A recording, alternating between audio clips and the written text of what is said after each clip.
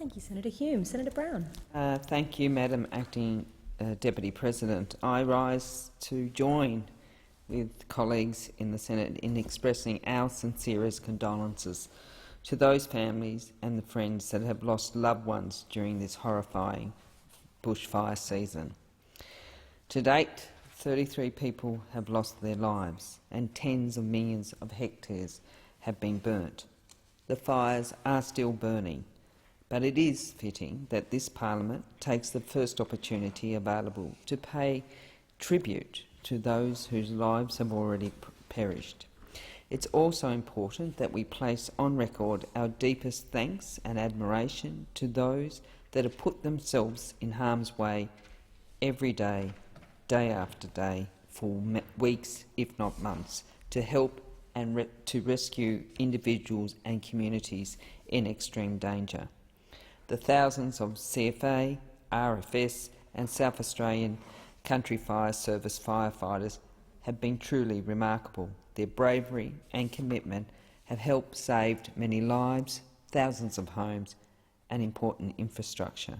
But properties have been lost, businesses have been lost, tourist and accommodation venues have been lost, native animals have been lost, and of course people have been lost. And of course their livelihoods have been lost. In Tasmania, we've had fires in or near Scamander, St Mary's, Elderslie, Lachlan's and Swansea, along with multiple fires in the southwest Tasmania. Over 41,000 hectares have burnt since October last year. Property has been destroyed and habitat has been lost. But my home state has largely been spared so far this fire season from the devastating experience that has occurred on the mainland. I would like to place on record my respect and admiration for my colleagues, the member for Gilmore, Fiona Phillips, the member for Eden Monaro, the Honourable Mike Kelly, the member for Macquarie, Susan Templeman, who have been tremendous advocates, organisers and representatives for their communities in these terribly tough times, as has the member for Gippsland, the Honourable Darren Chester. There is a saying that goes, in extraordinary times we see ordinary people do extraordinary things, and so it is with these fires. Many of these ordinary people can be found working at our ports or on our ships. Tugs and a pilot boat from Eden provided safe harbour for those threatened by fierce bushfires last month. More than 80 residents from Eden, aged between 6 months and 92, along with 12 dogs, sheltered on the tugs. There was Tari and the Kuma. Crews of the tugs ensured there was enough food on board and organised games and colouring in competitions to keep morale up, whilst also helping out with other emergency tasks. The pilot boat Mersey and her crew assisted with many emergency call-outs and provided support and assistance throughout the emergency. Crews and tugs also helped with the transport of firefighters across Twofold Bay. Local tugs and their crews also provided invaluable assistance with the uplift of evacuees from Malakuta Beach to the HMAS Coolers and MV Sycamore. The supply boat, the Far Saracen, and her crew were tasked by the Victorian Government to deliver much-needed supplies of food, water and diesel to those 4,000 people stranded in Malakuta. These invaluable supplies were delivered by Australian seafarers, while the ADF ships and personnel were on their way down the coast to assist with the emergency relief and rescue effort. The diesel supplied by the Far Saracen was used to power local generators and fuel the CFA fire trucks so they could resume their vital firefighting task. The crew on the Far Saracen looked after a 7-month-old baby during the evacuation and made a swing on the deck for the little kids that were on board the vessel. I'm told the civilian crew of the MV Sycamore were so taken with the people in the area around Malakuta that they took up their own collection and made a substantial donation to the Malakuta Wildlife Rescue Organisation.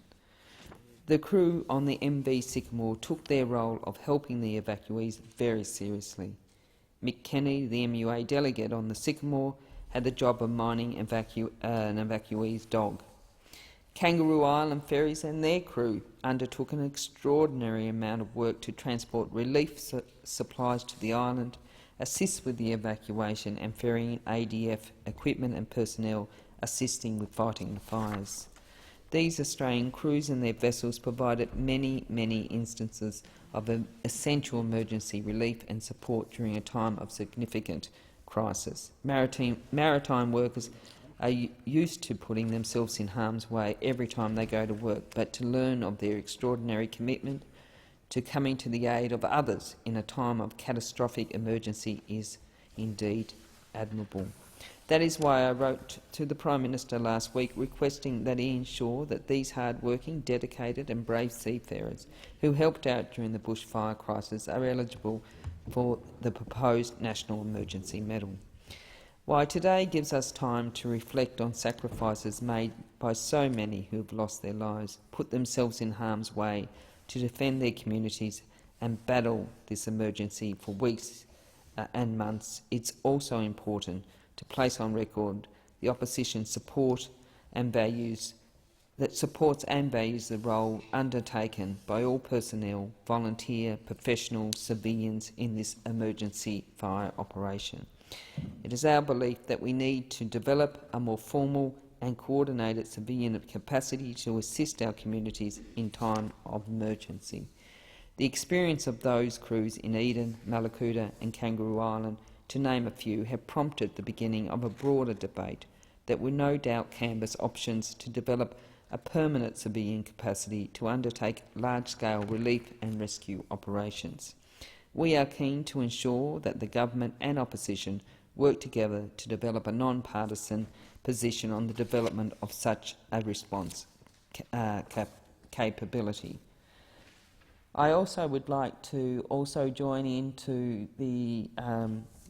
join other contributions in also supporting the call to Australians to visit these areas, to go down and spend a night down in the areas affected by bushfire. Not only those that have suffered fire, but also those surrounding communities that also experience extreme downturn and are struggling to be able to survive through this season and perhaps even to the next. So I join those senators that have asked Australians to visit these communities to do so. Thank you. Thank you, Senator